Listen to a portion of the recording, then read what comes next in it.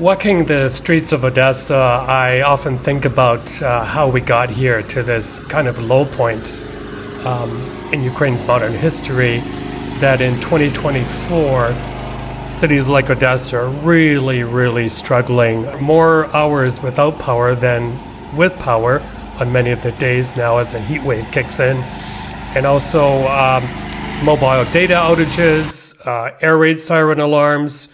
There was a missile strike today, apparently direct hit on part of the port infrastructure, which, by the way, feeds hundreds of millions of people around the world. But it really does amaze me through all of this. As you can see, people continue to go about their daily business. They continue to try and relax and drink coffee, keep cool. But talking to small business owners, it's really tough. So what is it like to make bread without power? So it's very challengeable.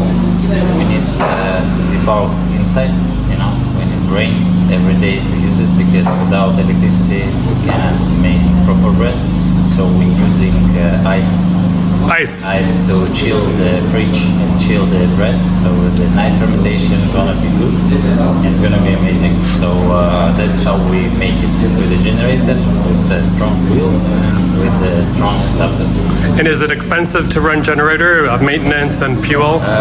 It's how to say, when you have a team, so it's plus one member of your team, so it's quite expensive. Yeah. And I think it's an aspect of the war in Ukraine that is often overlooked, whether right now at the ongoing NATO summit in Washington, D.C., or in the so-called reconstruction and reform conferences that go on. Anyway, my little spiel for today, I'm saluting really the people of Odessa, especially for their resilience, but the mood is turning a bit dark, especially after that horrific missile strike on Kiev on Monday, which flattened a big section of the Okhmedit Children's Hospital, the biggest in Ukraine of its kind, and several other sites around Kiev.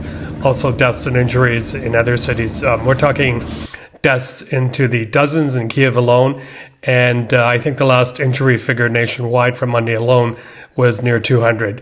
So continue to keep Ukraine in your thoughts and prayers, and I will continue to bring you the latest from the ground here in Odessa, as we're still in the midst, as you can see, in a power outage here in central Odessa. Michael Bociurkiw.